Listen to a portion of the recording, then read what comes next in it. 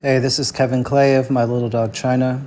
You're listening to the Rumors Are True podcast with one of my favorite people, Jeremy Allen Gould.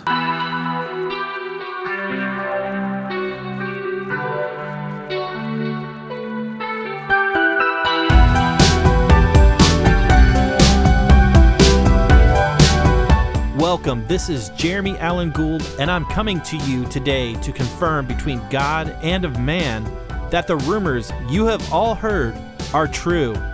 I started this podcast to have a platform for the bands and artists that I've worked with in the past, as well as new musicians and artists that influenced myself and many others. The Rumors Are True podcast is an opportunity for the artists to tell their story their way. I'm still in the business of confirming rumors. I still love a good conversation, and I still freaking love music. So thanks again for joining me on this journey, and I hope you like what you hear. With that said, the rumors are definitely true.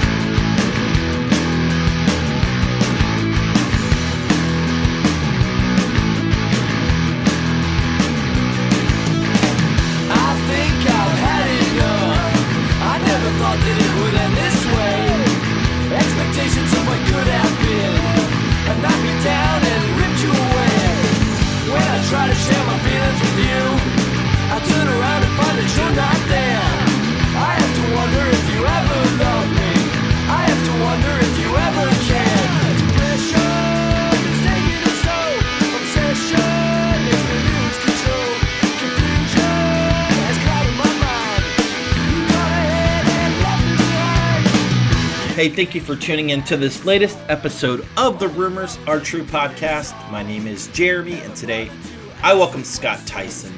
You know Scott from the band Black Cherry Soda. So cool to have Scott on this podcast to talk about the history of the band and where they are now. So I hope you enjoy this latest episode with Scott Tyson.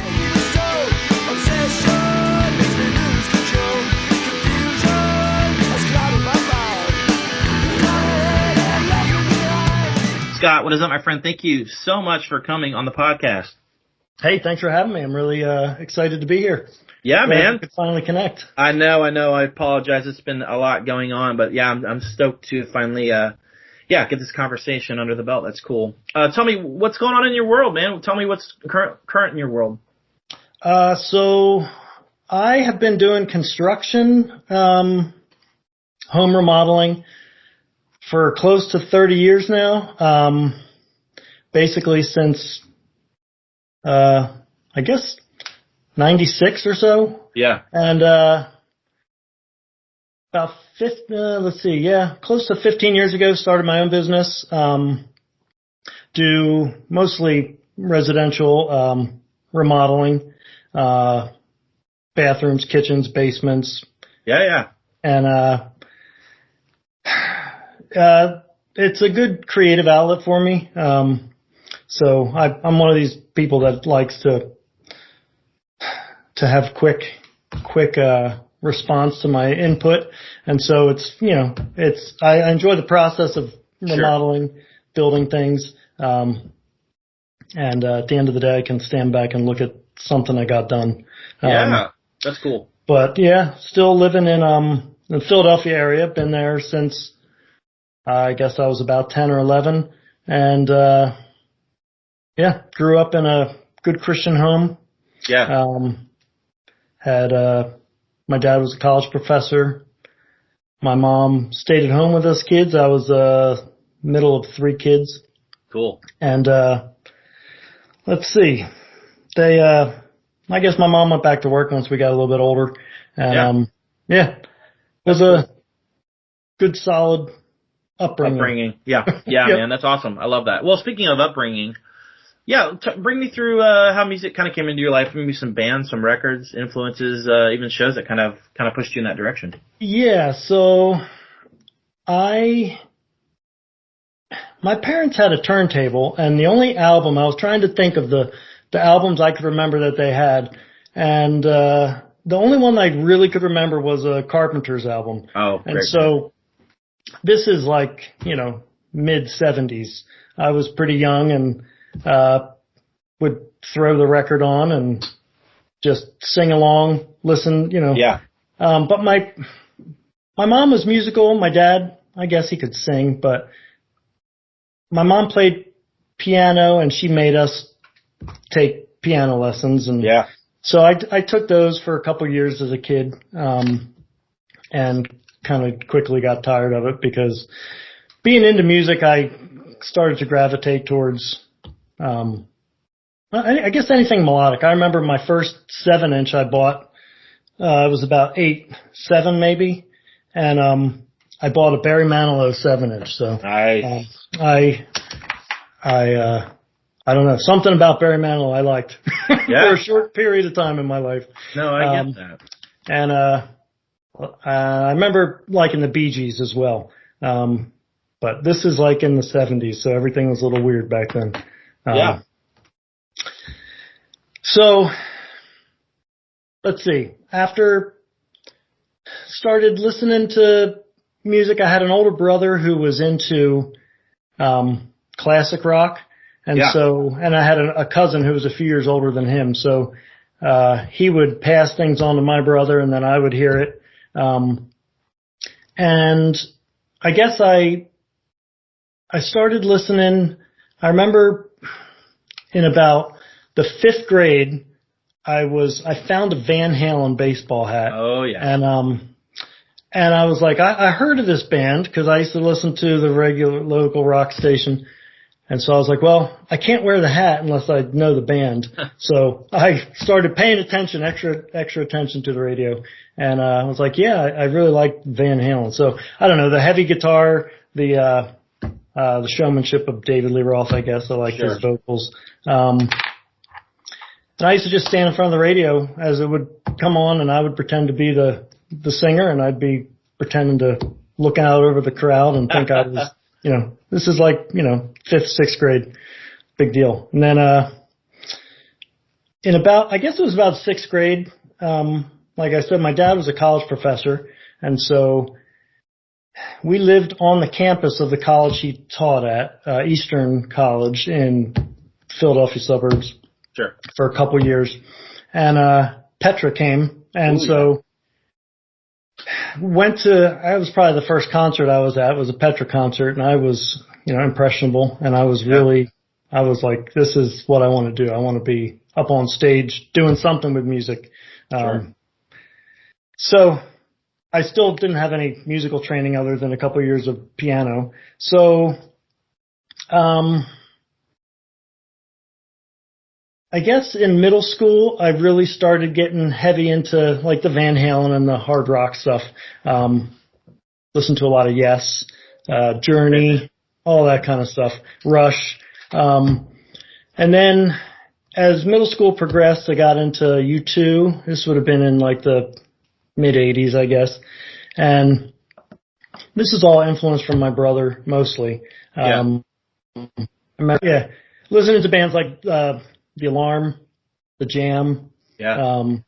And then somewhere along the line, late middle school, Husker Du came into my life. And that was, I used to take the cassette. I used to sit in class with a little cassette in my lap and I used to read the liner notes and I would just try to absorb whatever I could. And those liner notes always had thanks to different bands. Sure. And, so I used to research those bands as, ask friends, have you ever heard of this band? And, anyway, a couple of friends of mine, we were really into music. And so we started getting into as many bands as we could. But, I would say U2 was a big one in middle school. And then, like I said, Husker Du. Then at the end of middle school, I remember it was our 8th grade graduation and one of my best friends, he got up to play guitar and another kid in my class played drums and another kid played bass and it was at our 8th grade graduation ceremony and I was like, wow, this is like something I could do. And, it was really made to showcase my buddy's guitar skills because he was a prodigy and he knew his way around the fretboard. So after seeing them up on stage, I was like, all right, I gotta start playing guitar. So did it come natural? What's that? Did it come natural to you? Yeah, I mean, musically, it came naturally. My dad had a ukulele, so I would tinker around on that as a kid. So I had the concept of how to make the notes and everything. But yeah, so we got this guitar teacher who was about an 80-year-old man who was hunched over, and he would come to the house and he just would teach these little ditties, this guitar book, and it would be all music theory. And I think I stuck with that for about a year, and I was like, I can't do this anymore. I want to play rock and roll. So he told me, you get a songbook and then we can learn some songs, but then you got to still keep learning the theory. So, I got a Led Zeppelin songbook and started learning some Led Zeppelin songs. But then eventually I discovered a bar chord, and then I was done with music lessons. I was like, I can write my own stuff now. That's cool. That's awesome. Anyway, it was, Yeah. So you obviously start playing the guitar. Do you start playing with friends in bands at all in that time frame? Some earlier bands before Black Cherry Soda? Yeah, for sure. My buddy Adam that I was talking about, who was this amazing guitar player, it was natural to join a band with him. So we decided to start a band. So there was a kid a year, this would have been ninth grade, kid a year ahead of us was a drummer. He was a total metalhead. And another kid we knew from my church played bass. His name was Joel. And my buddy Adam was into a lot of Christian rock and some Christian metal, and then all the stuff I was into, except where we diverged was more on the punk stuff. So we would do basically just cover songs. His guitar teacher, I think, had just was a studio guitarist for Cinderella. So nice. I love Cinderella.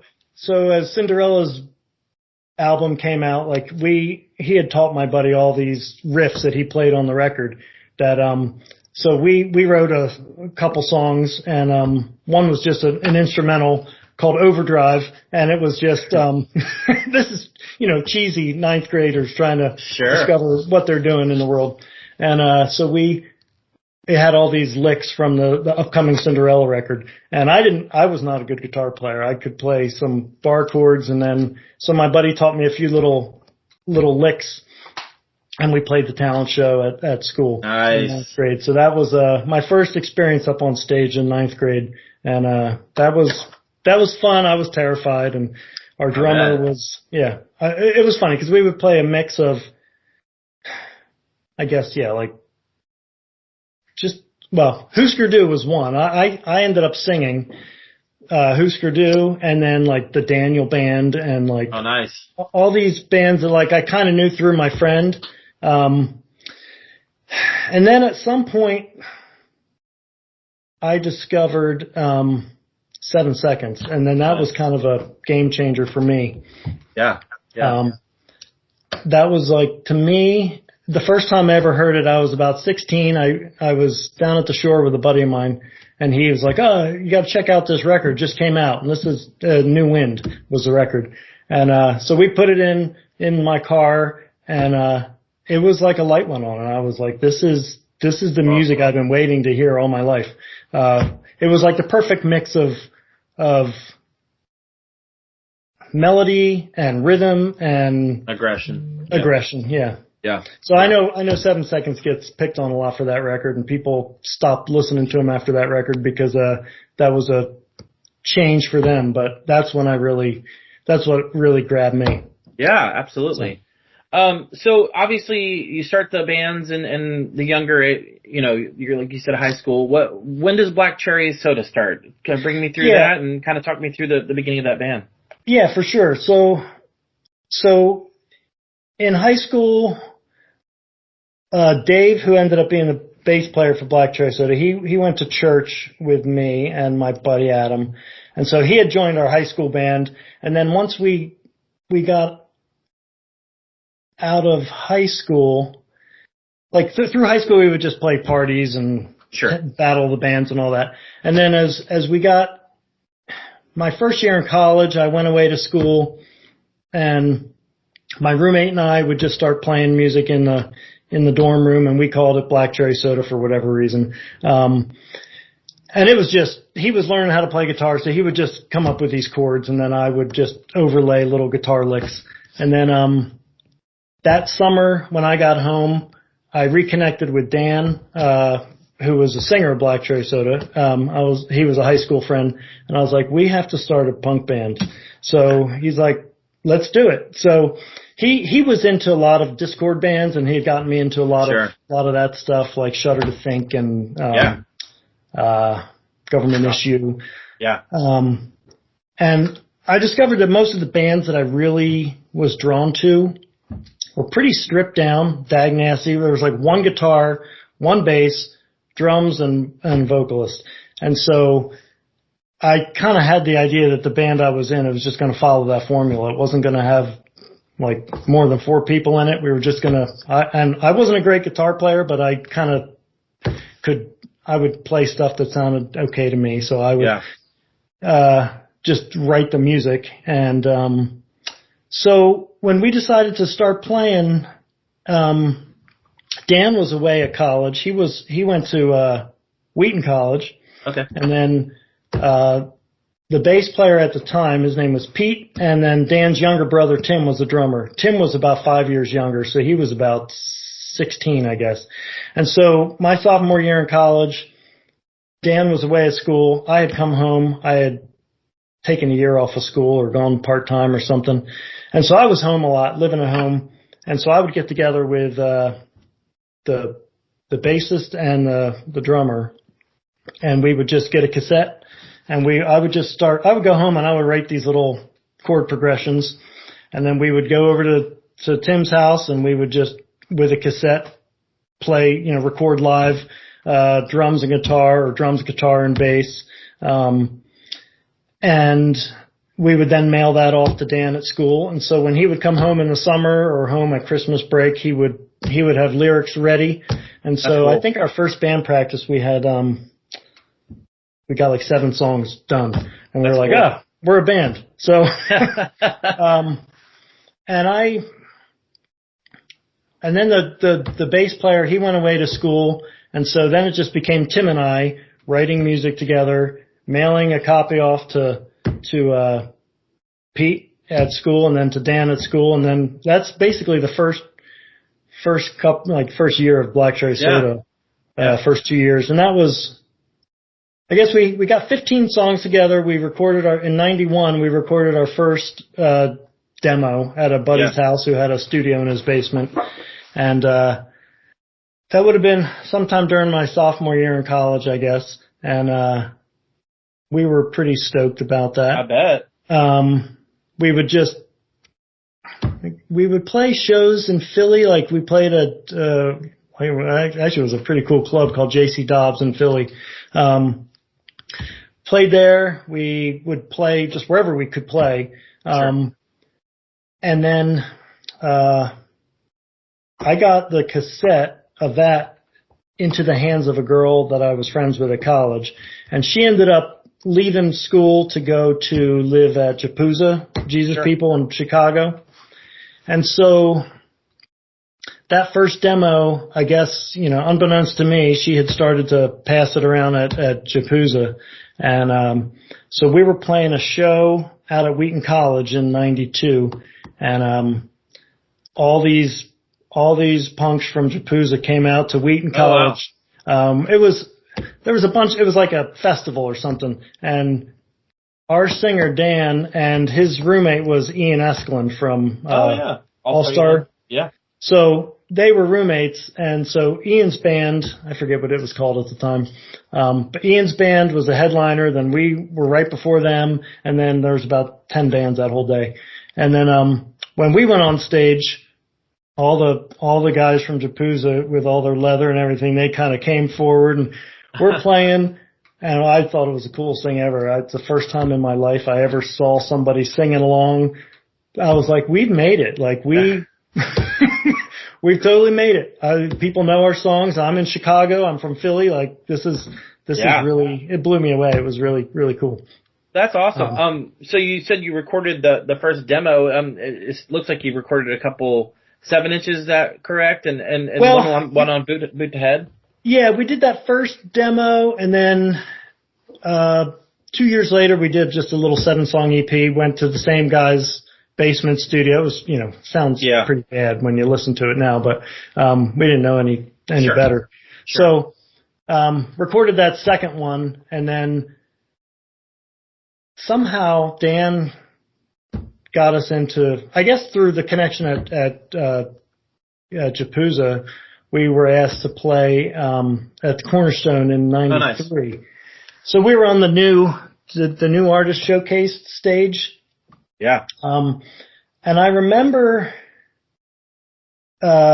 Sometimes Sunday was one of the bands. Nice. They played either right before us or right after us. Cause they were, this was '93, so all these, the beginning of a lot of these bands. So we got to play that. That was an eye opener. I just had no idea. I only listened to secular music up to that point in my life and had no idea that there was this whole community. World. Yeah. Yeah. It was a complete eye opener. So we got an interview, a couple people came up after the show. We did, interview for different zines and stuff. Sure. And I think one of the guys, I guess was a guy from Boot to Head. And so he connected with us, and at some point he said, I'm going to do an East Coast, West Coast, cool. Split 7-inch with, Crux. I guess it was Crux. Yeah. And so the guy that we recorded with was the same guy from high school, but he had a different studio now.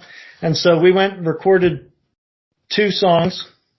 And I got to tell you, those probably like the worst recording I've ever been on. It was rushed. I was playing through a little Fender amp. I was like, I just was like, hey, this guy wants this stuff. So we went and recorded these 2 songs. Yeah, it's funny because when you put that 7-inch on, Crux is like this wall of sound, and then we're on the other side and it just sounds really thin and really poorly done. So it was That's a bummer. A little bit of a face plant, but we were just happy that it was. Oh, absolutely. Yeah, Boot to Head was a great, still, at the time was, very well known in that world, as being a reputable, little label. So that's cool that you got your foot off on that at least. That's awesome. Yeah, so Boot to Head, you put the 7-inch out with Crux. Do labels start calling, or what kind of talk me through that? The way I remember it, which is not necessarily accurate, but I know that I always wanted to, my thing was I wanted to play music, I wanted to tour, I wanted to be in a band that was doing it. Sure. And I don't think that Dan was really into that. He was really into artist management, and so after college ended, he moved directly down to Nashville with Ian, and they had an apartment together. And I think he started his own entertainment business and was managing bands. I think he was a tour manager for Third Day or something. Oh wow! There's all these bands that I'd heard of that had never listened to but had heard of. Sure. That he kind of got to know all these people. And so I just didn't know what was going to happen. Actually, I had started playing with a band from my high school buddy Adam called The Kindred. So this is backed up about a year or 2. We were playing just as something to do during the school year because Black Cherry Soda was like a summer and Christmas vacation kind of a thing. So we had recorded some stuff. I had jumped over on bass. Dave from Black Cherry Soda was a rhythm guitar player. My buddy Adam was a singer, and he was at a big state university, and so we would play parties and stuff at the at his school. And I remember, and then we would play the whole Philly venues in the summer because Dan at that point was, I think, he was staying up at school a lot. And so Black Cherry Soda was on a little bit of a hiatus, but we would do a lot of stuff locally. And then Dan was home at some point and came to one of our shows.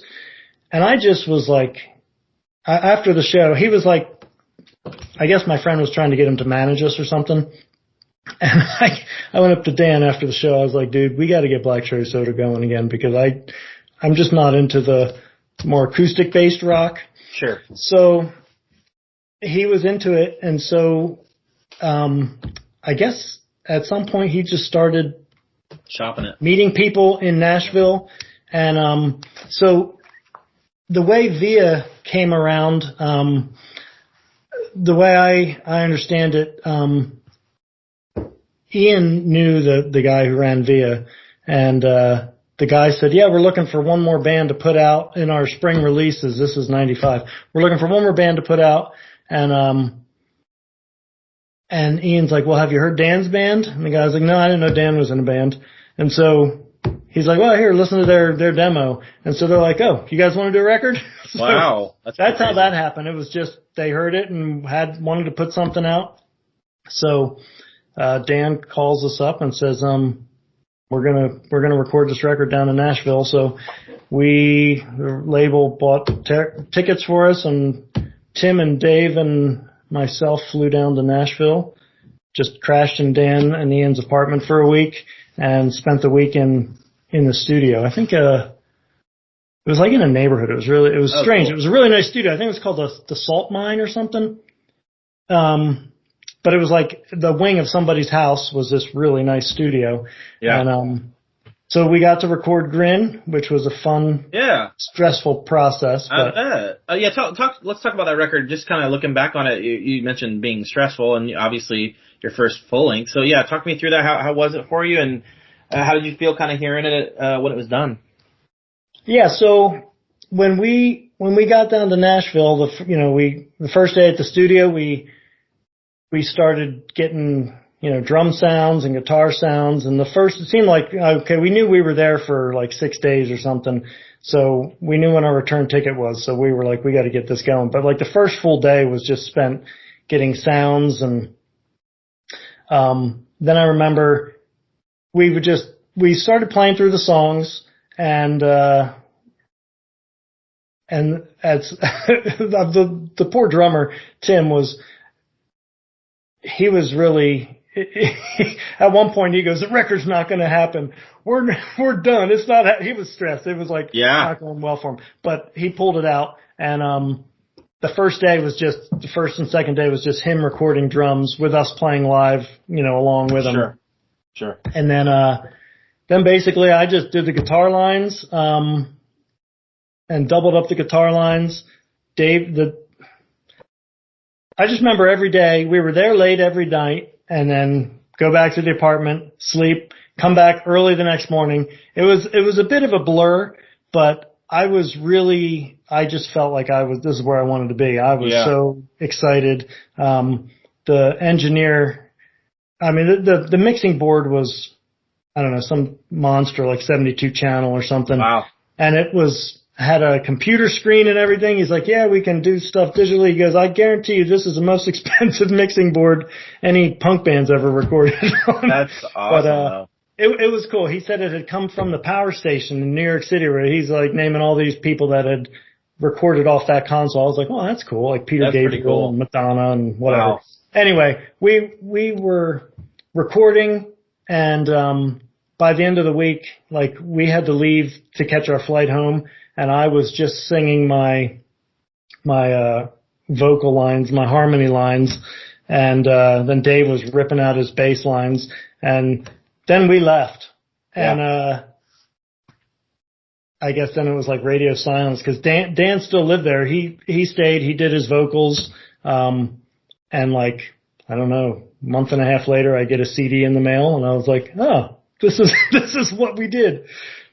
Did it turn out good? Did it turn out good in your mind, or? I'm really proud of Grin. I think it's got a great sound. It's a very nice. I think that's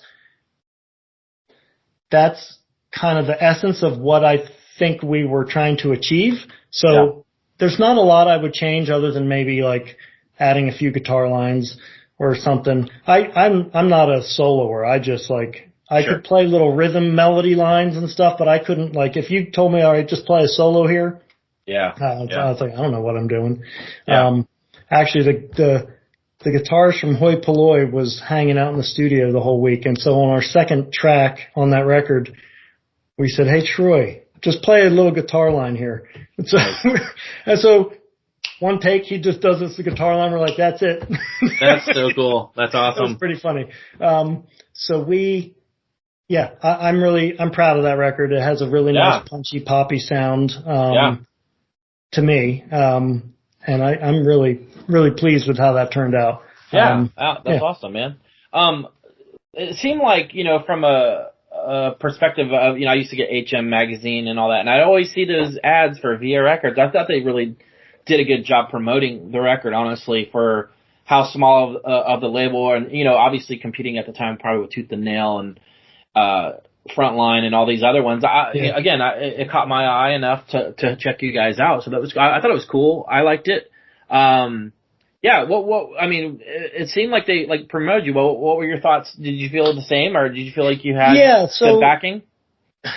Well, I didn't really know what to expect, to be honest with you. I was just happy that our songs were out on CD around the country, and I was like, if nothing else ever happens, I'm happy. Yeah, this is like totally what I had hoped to achieve. So, then we got asked to play at I guess it was the 7-ball tent at, Cornerstone in 95. Oh, cool. And by that point, let's see, 95. Yeah, I had just gotten married. So our record came out in the spring. And I got married, and between when we finished recorded to when the record was released, I had gotten married, and it was a kind of a blur of a spring for me. And then we go to play at Cornerstone, and Dan was living in Nashville at the time, and I think maybe his brother Tim was down there at the time too. So we just basically met them at Cornerstone. I flew into a buddy's apartment in Chicago, and he let me, well, I guess Dave and I both did, and we crashed at his house, and then he gave me his car, and Dave and I drove to play. So Cornerstone 95 was a bit, I was there for about 8 hours.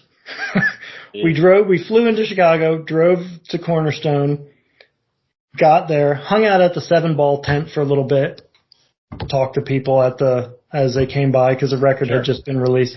And then, I guess it started to pour, which, kind of is typical. So we went up on stage to play, and I just remember the whole time just getting shocked by my guitar. Wow. And it was really it was a very difficult, it was like torrential downpours while we were playing. Wow. And we were under that tent, and water's dripping on us, and I'm getting shocked, and I'm sure Dave was too.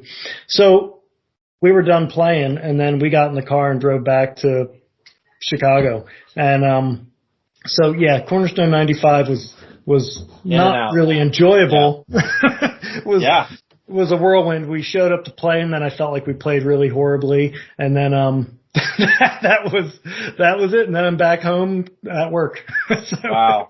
Was the turnout good at the Cornerstone? Yeah, show? The shows both times we played were, I just remember there being a lot of people. I think people, whether they came to hear us or just get out of the rain, the tent was full, and so Cornerstone 95 was a bit frustrating, but we went back home, and it is what it is. Yeah. Did Via want you guys to tour, and did you wind up touring after that at all? Or to be honest with you, I don't know if Via ever wanted us to tour. I mean, maybe they did, but my recollection is we started playing shows. We had a pretty good scene in the Philadelphia area. I don't know if do you know Scott Hatch? Yeah, we've talked from, okay. So yeah, I had gotten connected to Scott back in college, and, he used to send me flyers. We had a mutual friend. He used to send me flyers. I would put them up around campus about shows he was putting on at Drexel University. So we would play down at Drexel a lot. He would put on these shows, and I guess Goaty Hook played with us a lot because they would drive up to play anywhere. And I think the Huntingtons were from around there, and then 121 was from local band, and we were friends with those guys. So we would play around the Philly area as much as we could. But after 95 Cornerstone, we just periodically would play. Like, I think Hoi Polloi came through town, and we played with them at Drexel. Scott put a show on, and I know MXPX came through, and we played with them a couple times. And we just we would play little mini tours. We never actually went on tour because by that point, 96, I had my first son was born. Yeah. And so it really was never in the cards, which was fine. I mean, that's just the way life goes. So we basically would just play. I would try to book some shows when I could. So then, after that, like by that point, I think 3 of the 4 of us had gotten married and living in different states. Dan and Tim were down in Nashville. Dave and I were in Philly. So we didn't. It was just never in the cards to tour. Sure. But we continued writing music and same kind of thing, mailing it down to those guys, and then when they would come up for Christmas with their family, we would get together and put the songs together. We would write songs before shows. we would hammer them out. And then at that point in my life, I was like, I have no clue if Via was trying to push us to tour or whatever, but they would have been communicating with Dan, and who knows. So all I knew is we had an album's worth of new music, and just for posterity, I wanted to get it onto CD. And so we booked a studio in Philly that a friend of a friend ran, and I guess Dave and I and Tim put the money up, and Dan flew up, and we were in the studio for a week and recorded the songs. And at that point, Via, I think, had gone bankrupt or whatever, folded. And so we had this record and didn't really know what to do with it. So I think maybe Dan sent it out a few places. I might have sent it to a few. But there was not really any response. I think it got sent to Tooth and Nail, but I mean, we didn't tour. We weren't doing anything. So it was kind of a no-brainer that they wouldn't have any interest. So we sat on it for about a year, and my buddy Paul from 121 was like, "Oh, we just got signed to Bulletproof. Great, whatever." Yeah, so he's like, "Why don't you send it down to them?" So, I mean, at this point, I still didn't even know a lot of the labels in the Christian scene. I just, young family working. Sure. So I sent it down to them. And to be honest with you, my main goal was to recoup my money. I was like, I don't blame you. I'm out $1,000. Dave's out $1,000. So I sent it down to them, and they said, "Yep, we want to put it out. We don't have to re-record it. We just have to get some artwork together." So I was like, "All right, where do we sign? We'll do it." That's awesome. And at the time, Grey Dot and Bulletproof was doing really well as well. Yeah. Their roster was fantastic at the time. And I mean, so recording that record, you said you did it on your own. What was that experience like compared to the first time, and kind of maybe your thoughts on that record now? Yeah, that record, I think we could have used a producer. I didn't really know what a producer would do at the time. I know, like, we just figured, well, these are our songs. We know what we're doing. We'll just go record them. But, yeah, if I go back and listen to our stuff, I'm not putting that album on as much.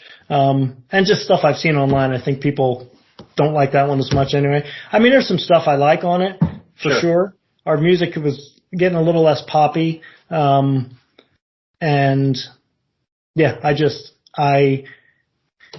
it was a fun experience because it wasn't nearly as stressful, having to crank stuff out, but we did it. And I think at that point, once Bulletproof wanted to put it out, I was like, good, we're going to get our money back. And the funny thing is, at that point, the band, other than recording it, the band like was basically done. So this was 98, when it finally got released. And I just remember, I felt bad because Bulletproof, they were trying to get us to tour. They would be like, hey, we've got a festival. We'll book you out. We'll book you back. And, you know, I was like, hey, let me talk to the guys and I'll get back to you. And like, I knew the answer was no. Because we weren't a band anymore. But, I kind of strung them along until we got that final payment.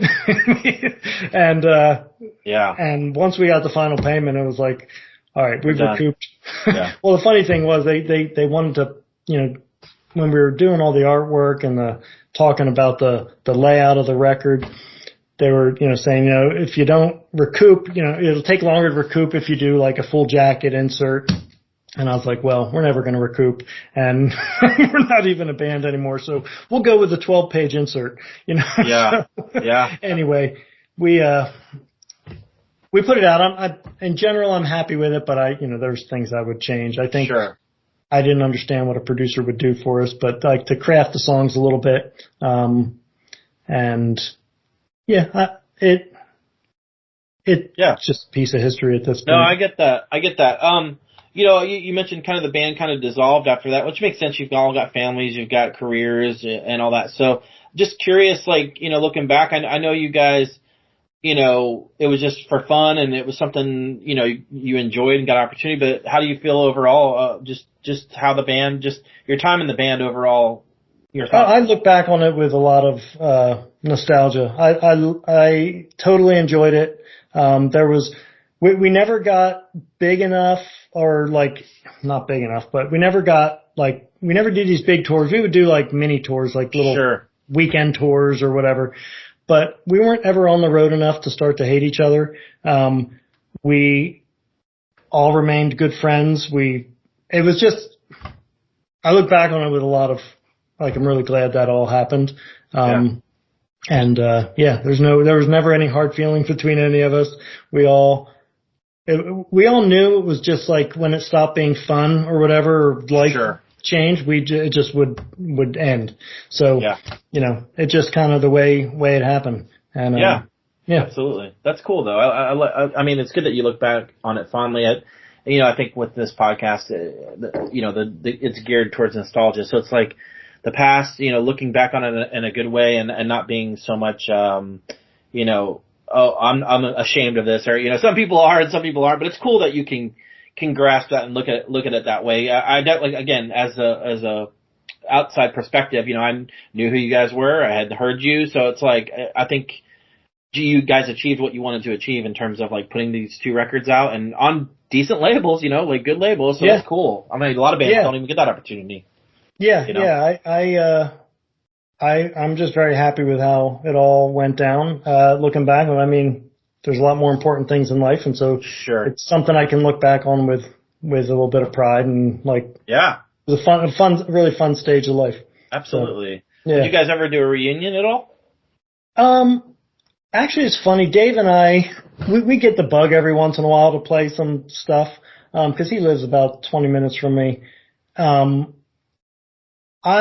I doubt it would ever happen. I guess next year's our 30 years since Grin came out, so that would be the opportunity, I guess. Honestly, like, I haven't talked to Dan or Tim like in years. So we've all just got our own lives, and if we Sure. ever did anything, if Dave and I decided to do something, I would probably reach out to them and ask if they were interested, but I'm pretty sure the answer would be no. And so we would just probably get some local buddies to play, and maybe do a show Yeah. or two here or there. But Yeah. it's something Dave and I have started talking about a little bit, like it would be fun, but we've not really taken any steps yet to make it happen. Sure. No, So- I get that. So the band ends, and you kind of mentioned the Kindred earlier. You're doing this kind of at the same time, and again, it's kind of different kind of music. Yeah. Bring me a little bit through Kindred and into Aquaport, your next project. Yeah, so the Kindred was basically just some high school friends and some of their college friends, like Adam, the guy who, it was his band really. He was a good singer, great singer and guitar player, and I just wanted to play music. So, Sure. And Dave and I always enjoyed playing music together. So we had a lot of fun with that band for what it was. Just playing, universities and then playing around Philly, all the different little clubs in Philly. And yeah, when Adam graduated from college, he wanted the band to do more. And I just decided that like Black Cherry Soda was kind of gonna get back together or whatever and like kind of push. So I was like, I just had kind of decided to quit that band. And that they didn't really end up doing anything after that anyway. Sure. Everybody got into their careers. But as soon as Black Cherry Soda I guess with that, we did have the one highlight show in 93. I remember, Adam and the other singer from that band, their two fraternities at college put on a big show, and they had Live come into play. Oh wow! And so we got to open up for Live once, which was cool. That's pretty because cool. It was like a huge crowd. This was 93, I guess. Wow, they were massive then. Yeah, I think they were in the studio recording Throwing Copper, I guess. Oh wow! So it was right before that then. Okay. So it was right before that had come out. I guess it was like a matter of months before that came out. So it was one of those things that like, had we played with them months later, it would have been like 10,000 people. But, but that was fun. It was fun to play in front of people, and the music was good. I got to play bass, which I enjoy, and a lot of vocal harmonies, which was enjoyable. Yeah.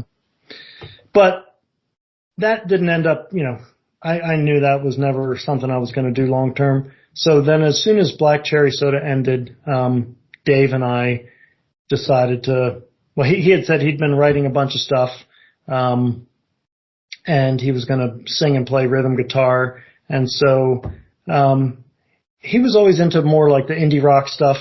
And he got me into a lot of those bands, Guided by Voices, great Reaper Lagoon, big Pavement fan, Love all Pavement. those bands. Yeah. So, I jumped over, I just stayed on the bass at that point instead of playing guitar. And, just a couple local buddies who were in other bands. It was a ska band from Philly called Ruder Than You. That was I guess they were on a label out of New York City. They were pretty well known in Philly and around the Northeast. But their drummer and rhythm guitarist we were all friends with them, so they ended up joining us. I think the drummer was ready to play something different than ska. He'd been playing with them for years. Sure. So Aquaport started, and that was one of those bands that we did when we could. We would practice for years. We practiced once a week. We would play shows as they came, but it was like something to keep us writing music and playing music. Yeah, being able to do while we were starting our careers and our families.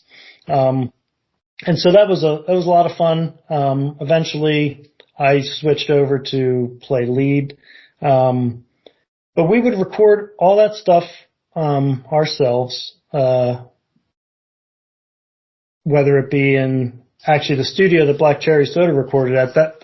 Our first drummer, we had a lot of rotating drummers in Aquaport. But yeah, so we had access to this state-of-the-art studio. When we would go down there, practice there, he would record our practices and we would record our stuff there when we did our records. How many records did you do? We did 3. I think the first one was probably 98, like right after Black Cherry Soda ended. There was, like, Dave had been writing a lot of music. We recorded like a 10 song or something, like 12 song, I don't know. Then a couple years later, we did a second one, and a few years after that, the third one. And I jumped over eventually to play lead, which always, like I said earlier, like I wasn't a soloist, but like I had to kind of learn that. And I just would noodle around until something sounded good. And I still to this day, I'm not like a free form, like, hey, just go in the key of E and have fun. I always have to like kind of figure it out first. No, so I get you. I get it.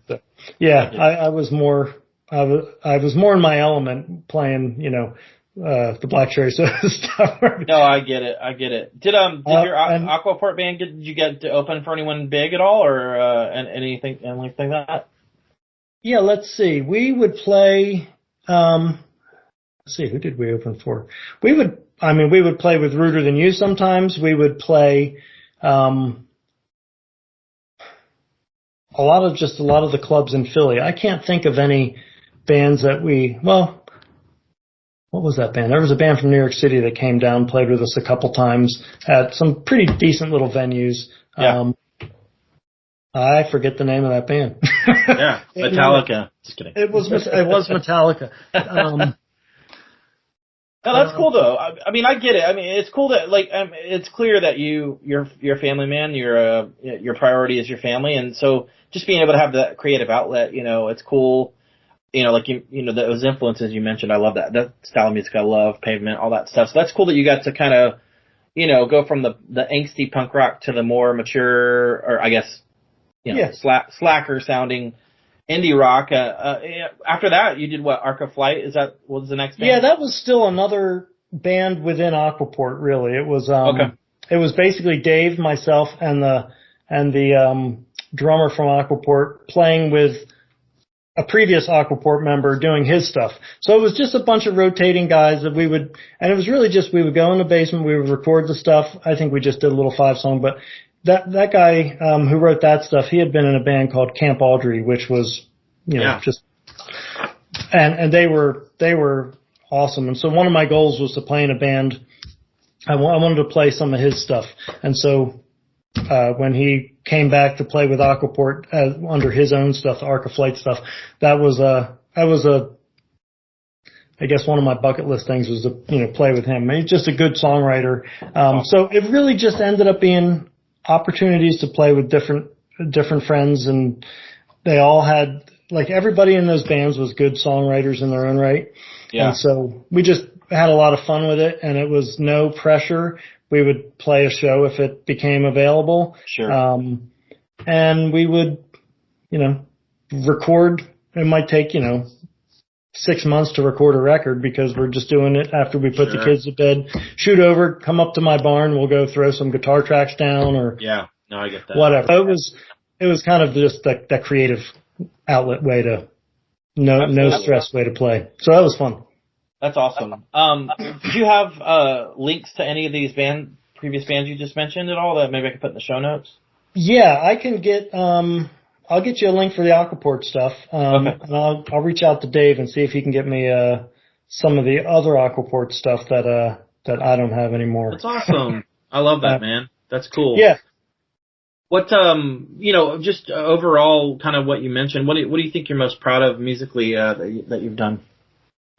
That's funny. I think, and it might just be because of the time of life I was in. I'm really proud of the Black Cherry Soda Grin record. I think when I put that on, I'm really happy with it.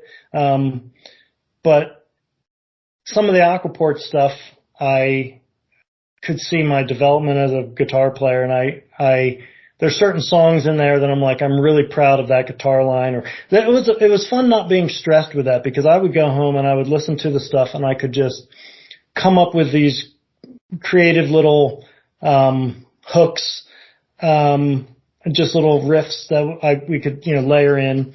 Yeah. So I think it really is, a lazy answer, but it's a little bit of all of it. The stuff that really was my heart was like the black cherry soda stuff, because that's the stuff that I wrote, and that's what came naturally to me. But being able to play some different styles and develop as a guitar player, and enjoy looking back on some of those creative opportunities. And just, everybody probably knows that, like, you have little happy accidents in the studio too. Like, I didn't mean to play it that way, but I'm glad I didn't, because it turned out way better.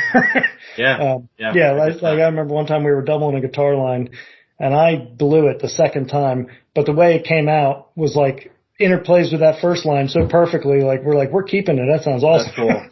But That's awesome. awesome. Fun stuff like that. Awesome, man.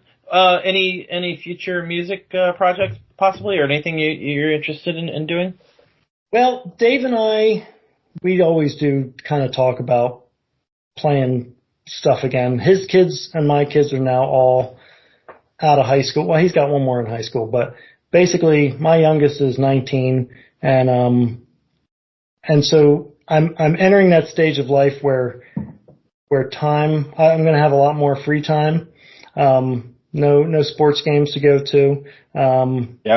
So I have a feeling I'll probably be doing something, and I'm sure if it is, it's going to be with Dave, just tinkering around. Don't really know. I have a barn on my property where I have a wood shop, and I do a lot of, cabinetry. So for now, the creative outlet for me is doing a lot of custom cabinetry work. It's very relaxing. Just walk out into the backyard, into the barn, and go in my little happy place and make stuff. I love that. That's cool, because it is creative. I mean, it's a different outlet than the music, but we were created to create. And I think that's really cool that you can can still be able to fill that part of your life in that creative role. So that's cool to hear that. Let me ask you this. I know you can't predict the future, and I know you kind of just mentioned music-wise, but personally, what does the future look like for you? Well, I have 3 sons. One of them is married, so one of these days maybe we'll get a grandkid in the mix. Let's see. I'm 53. Got another 10 or 15 years of work, I guess. I think it's mostly going to revolve around family stuff and building things. That's kind of where I'm at in life right now. And if I get back into music, it'll be more of just dabbling, for fun. But man, I've really enjoyed this conversation. This is so cool. I appreciate you taking time to talk to me, about the bands and your journey in the music world and kind of where you are in life right now. So I really appreciate your time. Well, I appreciate the opportunity, man. It's fun to look back and think that something we did as kids that we really just did for fun was heard by other people than just us. So it was a lot of fun. Great life, great experiences. So I love that. I love listening to your podcast too, because I'm always amazed listening to the stories that people tell. I'm like, this sounds exactly like what we went through. Like just That's how awesome. you get into music and how you get that first taste of people hearing it. It was really a lot of parallel stories.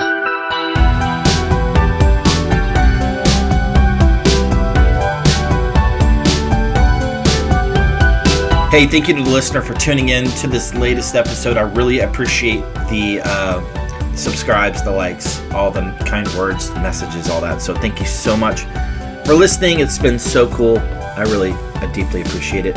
Got some merch at merchia.com. Got a link in the bio of the Instagram and Facebook. If you'd like to add me on there after Rumors Are True Cast, feel free to do that. Really appreciate all the support again. Thank you to Scott Tyson. Thank you so much for your time. So cool to hear your perspective on the history of black cherry soda. So I really appreciate your time. So cool to spend it with you. So thank you. Got some incredible artists on the horizon, guys. And you know it, nostalgia is still a heck of a drug.